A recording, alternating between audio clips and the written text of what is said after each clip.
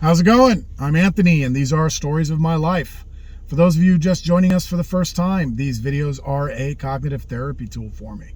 I've taken some head injuries over the years, my memory has been failing me, and the doctors have suggested that I make these videos to preserve the memories I still have, as well as inspire some of you all who are involved in these events to provide me with details I may have lost, or otherwise remind me of events I've completely forgotten, in which case then I can either remake an old video with the new details, or make a whole new video for you and go from there. So I'm sure you get the idea.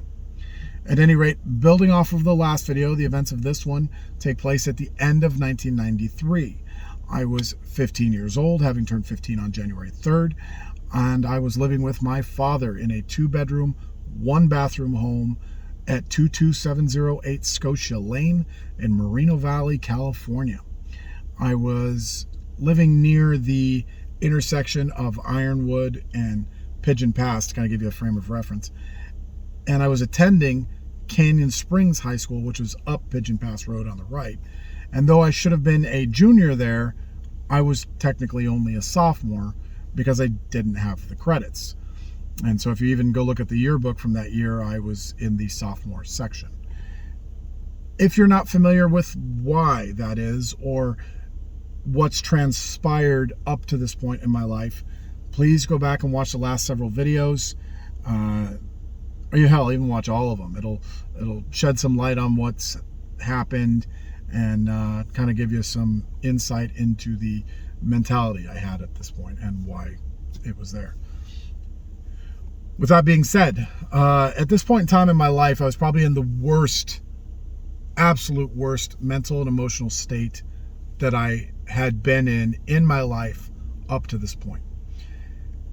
It was very dark, very depressed, very unstable, horribly unstable. But anyway, that was largely because of everything I had been through. To make a long story short, my mother was a mentally and emotionally abusive alcoholic, had convinced me that I was the worst mistake her and my father ever made. They never should have adopted me. I never should have been born, and that I would ruin the life of anyone who loved me or got close to me. My father was mentally and emotionally unstable, suicidal, and I was talking to him about a suicide every other day. I spent the last 5 months on the street on my own, and then most recently had a bunch of my friends get murdered, and to include my best friend at the time, Jason Allen Evans. And I still didn't know whether or not the guys that had been hunting us were still hunting me. So I was always looking over my shoulder, a lot of anxiety, a lot of depression, stress. You can imagine how that all affects somebody. So yeah, it really messed with my views on the world, myself, my personality, and so on. And this, one example of this was with a girl named Cherie Blackler in high school. Now, Cherie was this just beautiful, amazing, genuine, wholesome, smart girl that I thought the world of, who really, really liked me in high school. And I liked her. I really liked her too. But as her and I talked more, I saw her as this just beautiful creature that I didn't want to tarnish. And the more I saw her as that, the more I pushed her away. Also, I was still hung up on another girl that I had known from my past named Michelle Collette. And so still hung up on that. But with Cherie, I was more worried about her. I didn't want to infect her life with any of my bullshit. And so I pushed her away. And she didn't like that. She kept trying. She wanted to be there for me, knew I was going through shit. So eventually got to the point where I had to be a dick about it, and it worked. And she hated me. Kudos to her, though. She wasn't the kind of person to talk shit. She didn't run her mouth about me or do any of that. But all of her friends, on the other hand, they ran their mouths to everybody and their fucking mom. So I ended up with a stigma in high school that I was the guy you wanted to avoid, the guy you didn't want to date, the guy, if you were going to beat someone's ass, him, that was me. I was that guy. And honestly, I didn't give a fuck. I was done with life anyway. I was ready to check out. And yeah, that was that. Fortunately for me, I had a bunch of great friends that were making conscious efforts to spend time with me, help make sure I was stable. They never said anything about it, but I think they knew I was just going through it. And that was Jim Hudson, Gabe Pena, Scott Nickel, and Tim Richard, and Robert Fitch. A lot of guys I had known for many, many years. And they were always trying to make extra efforts to come out and see me or have me go out and see them. And that was cool. It was really cool. At school, I spent my time hanging out with either Eric Moores or Sonia Baylor. Now, Eric, I didn't get a lot of time with outside of school because he was in trouble a lot, grounded all the time. I don't know if it's because he was just a dumbass teenager or his parents were strict or combination of the two or what, but I didn't get to hang out with him a lot outside of school. Sonia, on the other hand, I saw all the fucking time. Sonia, I spent as much time with her as I could at school and as much time as I could with her outside of school, on the phone, you name it. And that was because her and I could talk. I don't think I've had somebody up to that point that I could talk to as much and as deeply as I could Sonia. The last person was Michelle. But now I've got Sonia there all the time. And so her and I connected on this very deep level because she had been through some shit. And so if I wasn't with her every moment at school, I was walking her home after school, and she lived behind the school on the other side of this wash. And so we'd either have to walk all the way up and around, or we'd walk across the wash. But I'd spend some time with her at her house till her parents got home. And we might stop by Boompas for pizza or whatever it might be. But before her parents came home, I'd end up walking home. As soon as I got home, her and I were right back on the phone. On the phone all night long for hours on end until some ridiculous hour of the morning. And I can even remember on a handful of occasions that the alarm would go off telling us we had to get ready for school. I'm like, oh shit, we forgot to sleep, right? But that's how it was. That's how much her and I talked.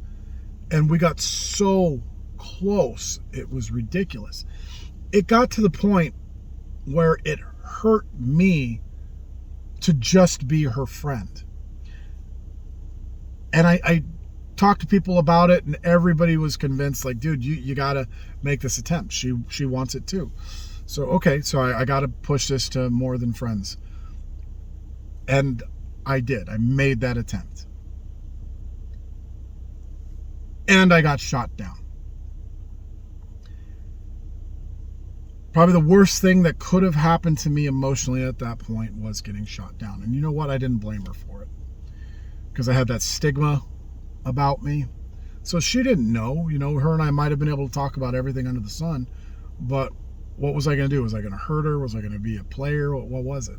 That was what she was concerned about.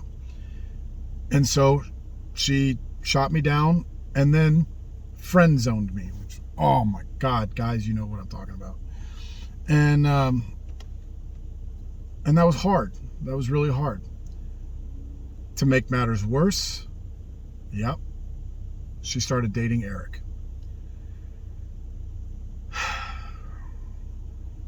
So I couldn't get mad at Eric because I had never expressed to Eric that I had these emotions for Sonia. I didn't share that kind of shit with him. So I never expressed that. I never expressed any kind of desire to date her or anything like that. So technically, he didn't break any of the bro codes. There were no violations at all. So I had to deal with it. I had to suck it up. And it was hard, seeing them at school together, holding hands, hugging on each other. I couldn't be around it. I don't think I talked to them for a few days or what, and had to slowly work my way back into talking to them again because it was just hard to see. It was hard to see. And yeah. But school was hard for me anyway because of everything that was going on. I couldn't handle the classwork, the coursework, so my grades suffered. And I actually became a target now for everybody to fight with. The good news about that is there was another friend that I spent a lot of time hanging out with, and that was a guy by the name of Rick Vargas. Now, Rick I don't remember how I met Rick exactly, but I think it was through Jason, through my best friend Jason Evans. Now, Rick was older than me, 4 or 5 years older than me, whatever it might be. But Rick was a boxer, and he would come over all the time. And my dad had bought me an 80-pound heavy bag and hung it up out in the back patio for me to beat on, get my aggressions out on.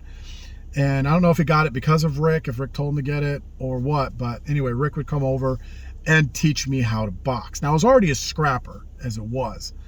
And Rick now taught me proper technique as well as the proper way to train these techniques so that they got better, faster, and then also taught me how to hit harder to get the body momentum and torque and leg strength into my strikes. And so my punching became just downright fucking lethal. More than that, me being a soccer player, I was practicing a lot of punching and kicking and combinations. So without realizing it, I had become a kickboxer in my fighting style. That was okay. So now I'm at school and people would come up to fight me. Now the worst part is these guys didn't walk up and do the, hey man, let's fight, let's put your hands up. No, I'm walking to class and some motherfucker would run up and just hit me upside the head and just tried to beat me down. I would turn around and just knock the shit out of these fools, punching, kicking, whatever it might be, knock the shit out of them. And the one-on-ones only happened probably 3, maybe 4 times. And they've learned a valuable lesson very quickly. You fuck around, you find out, right? And before I know it, though, it ended up being 2-on-1, 3-on-1, 4-on-1. I can remember the biggest one was out by the portable classrooms where the ROTC building is, or the ROTC classrooms were. And it actually was the main ROTC room where this occurred. And like freaking 6 guys, I think it was, just tried to bum rush me there. Now, what was interesting about this is I was good with handling fighting 6v1s or multiple people versus me because I had learned how to use the terrain to my advantage, to use movement to force them to funnel towards me so that when I did engage, I only had to engage one at a time, right? I was good with that stuff, but they caught me here. They caught me out by the basketball courts were. They got me. Well, fortunately for me, there was this ramp that came down from the portable buildings with a railing. So I was able to jump the railing and get up on this ramp. One guy tried to come up over the railing behind me and I hit him in the throat and he fell down. Another couple guys come running up the ramp and I knocked the shit out of them. They eventually went down crying like bitches and everybody else turned and ran off. Anyway, yeah, that was a common occurrence and it sucked, man. So, but anyway, I did have a couple teachers there that were good for me. And one of them was a woman by the name of Miss Taglieri. And I don't know if she's still there or not. I know she's gotten married and her name has changed. But she was my all-time favorite teacher, hands down. Now, she was an English teacher. She used to say the reason she teaches English because she can talk about anything under the sun. And she was one of those people that felt like had been to one too many seminars. It was all about quotes and this and that and perspectives and, all these tools on how to lead your best life. And I was totally open to that. I was receptive to it. Growing up at my dad's nursery, my dad had these quotes hanging on the wall. And there was a few of them. One of them was, and this one has kind of become the motto for my entire life, only those who will risk going too far can possibly find out how far one can go. By T.S. Eliot. Another one was, obstacles are those frightful things you see when you take your eyes off of the goal. I believe that was a Ford quote. And then the last one was, the mind, like a parachute, only functions when it's open. I don't know who said that one, but anyway. Those were 3 quotes that my dad had hanging on the wall in these framed pictures. And so I had kind of lived my whole life with those in my head. And so I was open to everything that she told me. She would give me all kinds of tools to handle scenarios and perspectives, things to think about. And she'd talk to me a lot, so she knew everything that was going on in my life. And a funny story about this is Wednesdays, my dad got up early for work and he ended up leaving. So it was up to me to get myself up and walk to school. No, didn't happen. So I missed school. on Wednesdays. But Mrs. Tagg's class was always like first or second period. And if I wasn't there, she would call my house from the fucking classroom and wake me up. You know, I'd answer the phone like, hello. It's like, wake up, Anthony. The whole class would yell, wake up. Like, come on, get up, get to school. Okay. And I'd get up and get my backpack on and walk to school. Or if I didn't answer it, she would leave it on the voicemail because I told her that the voicemail rings through the entire house and I could hear it. Yeah, that was Miss Tag for you. Anyway, I love her to death. I miss her so much. But anyway, there was another woman. Her name was Miss Bartle, and she worked in the library. I don't remember what her job was, but she wasn't a librarian, but she did something in the library. But I was always in there helping her, or she'd be helping me with various things I needed for my classes, or if I just needed a pass or something to get out of a class, she would hook me up. And yeah, loved her to death too. Towards the end of the year, soccer tryouts came up, and I made the soccer team, which was nice because I finally made the team. I was one of the better people on the team. I made some new friends there, a couple guys, and there was a girl by the name of Erin Mansell who I became friends with, who was on the girls team. But then when grades came out, my grades weren't good enough, and I was no longer on the team, and that was that. So that was hard. That was another big hit that I took, because I've been looking forward to that for so long, and then finally, boom, that's what it was. But now, Christmas passes, and now we're getting into New Year's. So New Year's, I'm hanging out with my friend Ryan Broderson, and I always called him Brody. And I'm hanging out with him, and he lives down near the Canyon Crest Town Center area. And I'm spending the night at his house for New Year's. And we're out running around doing whatever stupid shit we were doing. And that next morning, I hear the phone ring, and I'm sleeping on the floor of his bedroom. I hear the phone ring in another room, and I hear his mom answer it. And she says, yeah, hold on. And all of a sudden, I'm like, that's my dad. I don't know why I knew it was my dad, but I knew it was my dad. And I happened to look at the clock in Ryan's room, and it said 7:01. And next thing you know, knock, knock, knock. Ryan, yeah, Mom. Anthony's got a phone call. Okay. And Ryan grabs his phone, hands it to me, and hello? And sure enough, it's my dad. He says, how you doing? Or he says, Happy New Year. I said, Happy New Year. He says, how you doing? Good. How was your night? It was good. And well, what'd you do? And I started telling him what I did. Then I interrupted myself and said, who died?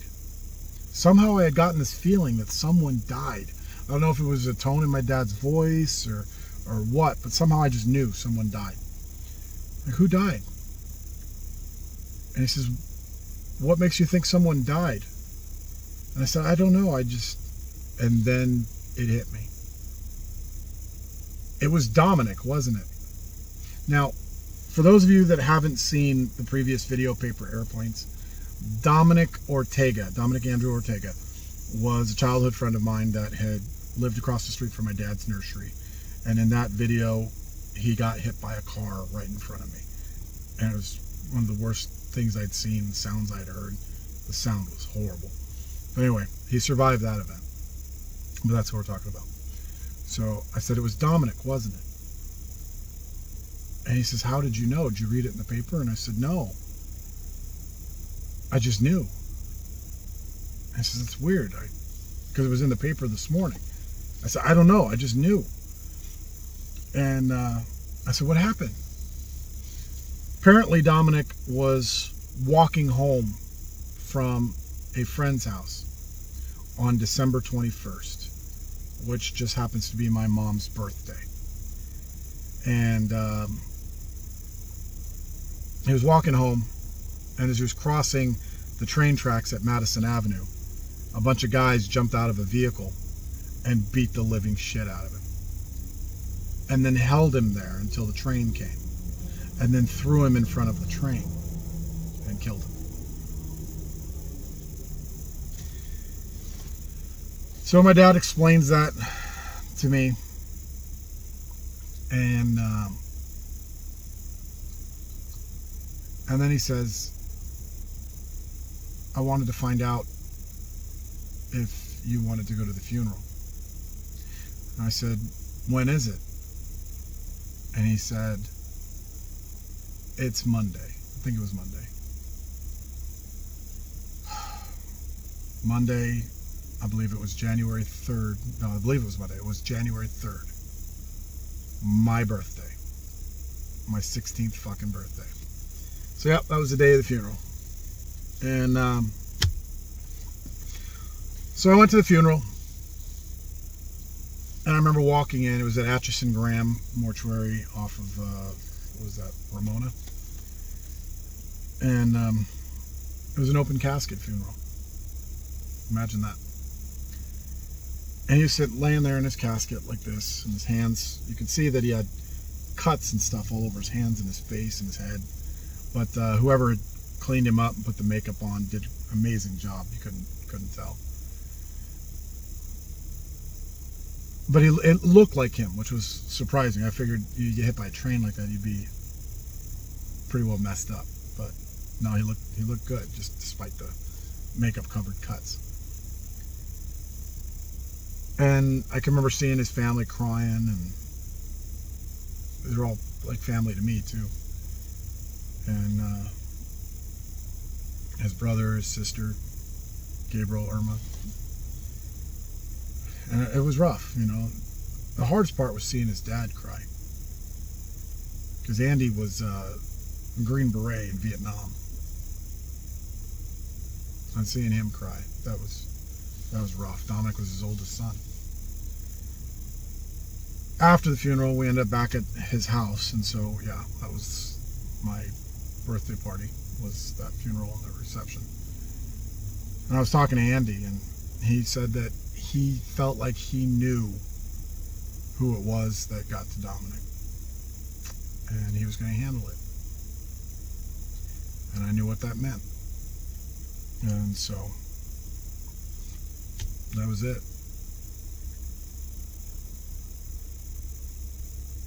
I don't know if he did or not. I don't know what transpired after that, but I don't think he cared about anything else thereafter. It was just getting back at who did that to his oldest son. But yeah, that was my birthday. 16th birthday. Anyway, thank you for watching. If you have any memories of me in that time frame, please let me know. Have a good one.